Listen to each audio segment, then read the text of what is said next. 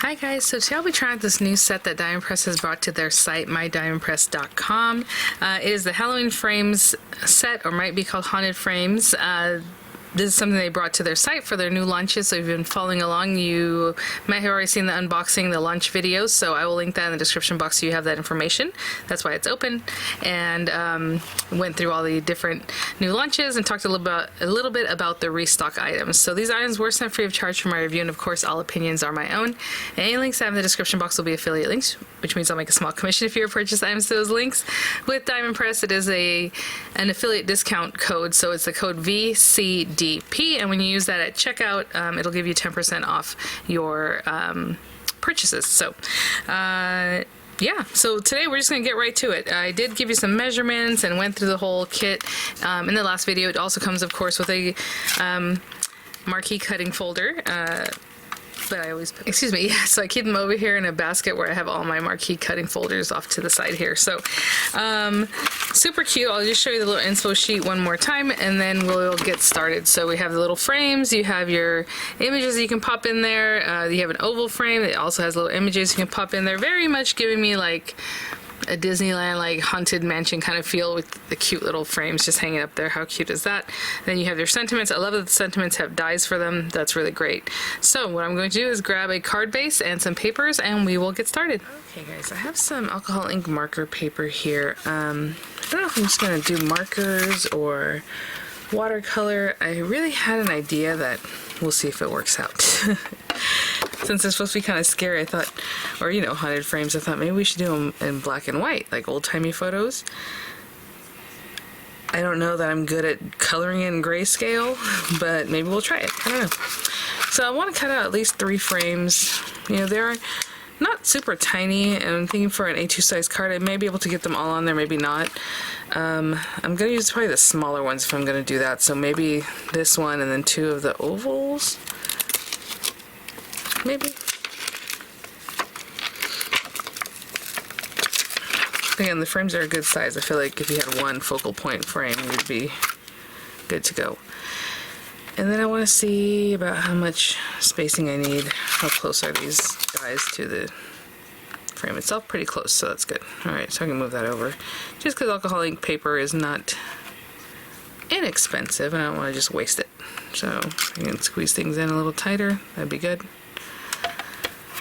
And then I'm going to color it in with a hybrid ink, I think.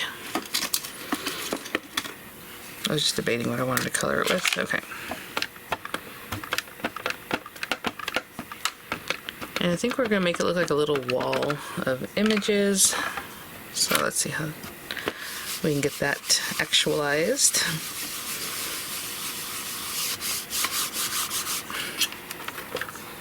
Oh, that's so cute. I'm going to do it one more time, get them a little bit darker. I don't know if I've noticed, most time hybrid inks are a little drier than an ordinary ink. At least that's what I've noticed.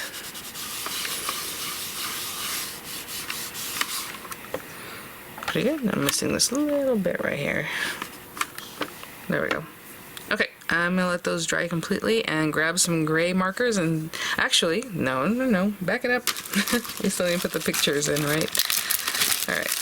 And you can stamp these things in different colors too. It could be black ink maybe for the faces, maybe some fun colors for the frames, you know, whatever it is you want. Let me put these guys over here. And so that means we're needing to pick something to go in the ovals, right? So I'm going to eyeball this for right now, but hopefully that looks pretty good. I might put that close to my face just to make sure they're where it should be. Okay. Oh, the little bats. We have our little guy here. I'm trying to think.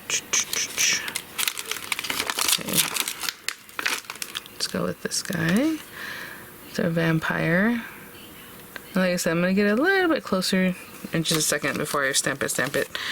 And maybe our little witch. And this one here. And I'm just going to look at it right close Just see where the lines are, if that looks pretty good. I think that's okay. All right. Pick all these up.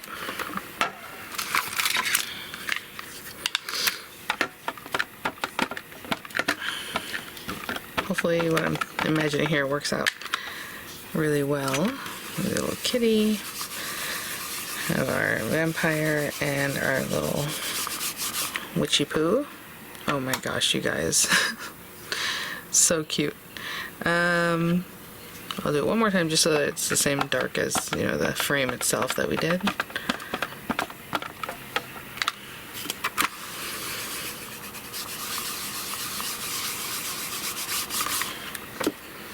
There we go. Okay, now I'll clean up and let these dry and then we'll color them. Okay guys, so this will be interesting. Let's try this out. So I just grabbed some pretty colors for like the frames, and then let's see. So like, let's say I wanted to do one of the frames in this peacock color. It's kind of a teal and then like a purple and like an orange, but I'll start with this little kitty. And so let's go peacock light, and you know me, I just do a little something. So just a little bit of light, and I'm just gonna use light and medium in this on this one. So I'm gonna go in, maybe a little darker bits here, down there, and then I'm just gonna take the light again and go into this little area with the bullet point so that it can get in there really nicely. And then I'll blend it out with the brush tip. I suppose if you want it to look shiny, you can leave an area that's just kind of white, and that'll look more rounded and shiny. But for now, I'm just doing this.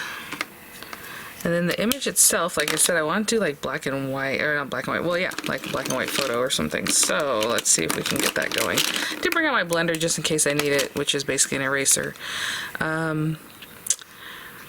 Okay, so let's do ash medium in the background. Right? It doesn't have to all be medium. Maybe I'll do a little bit like this. And then I'll bring in ash light. Kind of blend a little bit of that out. Just so that there's some texture. Okay. And then if this is a black cat, I think we're going to have to go with ash dark. And just come in here, pretty good amount of them being colored in. And then I'll blend it out with medium and light. This is medium.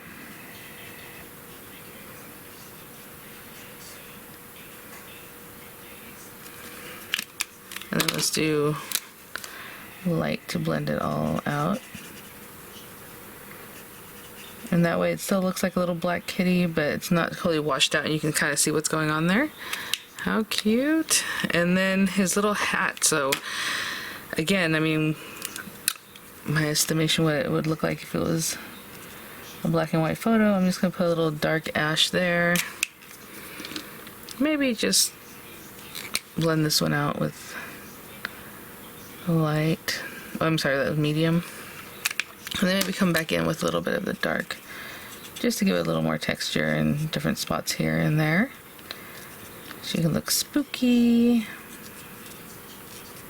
Oh my gosh, you guys, that is really cute. So it's like a little black and white photo. I love it.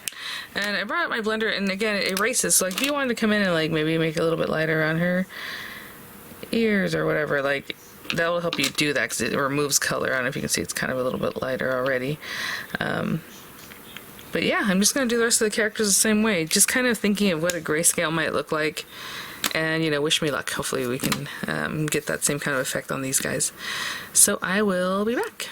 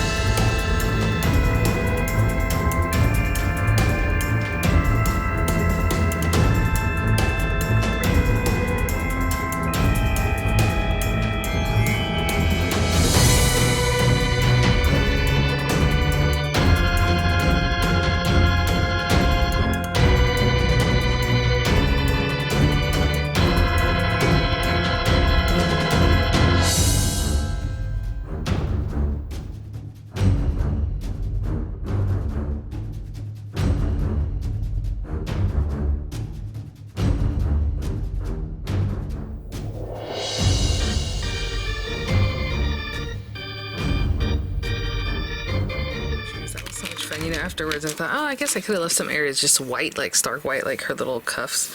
So I took a blender and kind of ran it through a little bit, but just because, you know, black and white photos do have white. Most of mine is more grayscale. So anyway, okay, so let me see. You can definitely just eyeball these guys and cut them out, unless you want it to know that it's going to be super perfect, you know.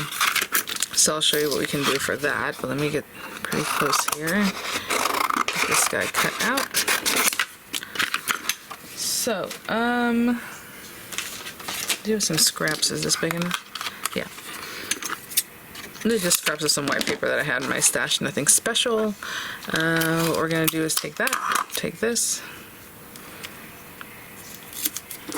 and run that through, and then you can just leave it. So you're making a little window, an aperture, whatever you want to call it, that when you take this out, pop this out. You could have drop shadowed that if you want, like a black or something to drop shadow this with. Could have just ran it through that paper color, but we're gonna open this up like this, and we're gonna place this guy like in there, something like that. And just make sure that the die goes right back in the same spot.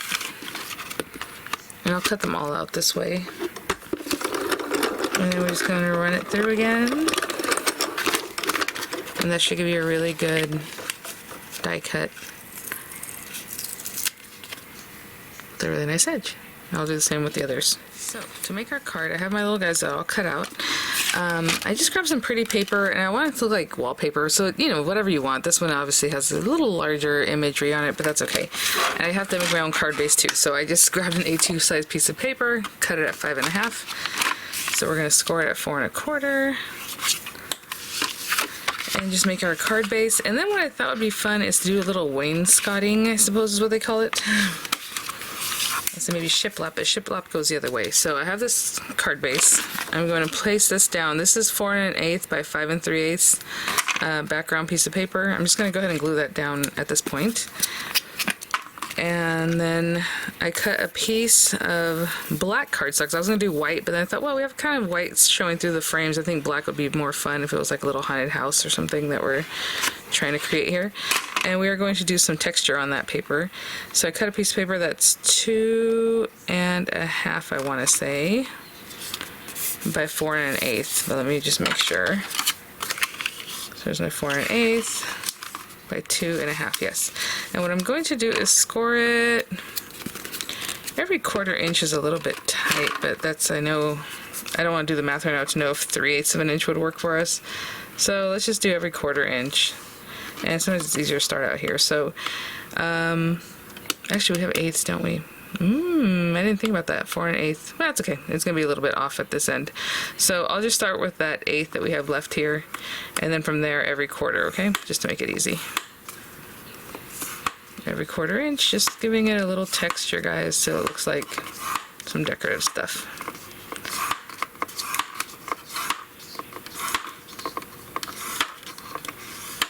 Let me do this one a little bit darker, and this last one a little bit darker. Okay.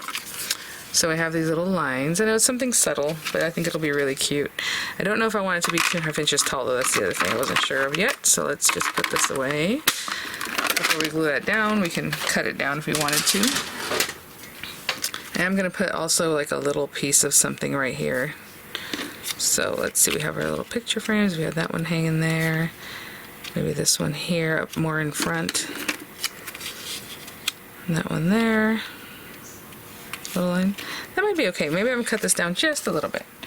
So I start with 2 1/2, and let's do 2 1/4. So 2 1/4.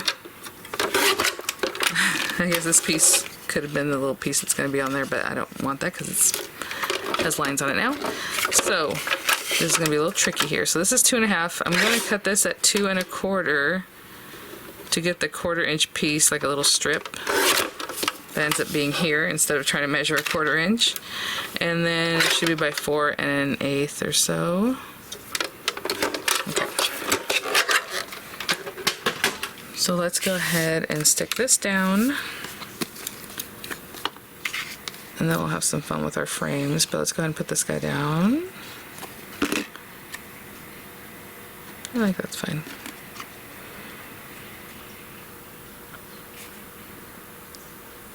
There. And this piece I'm going to stick right on top of that. It's just a little something detail.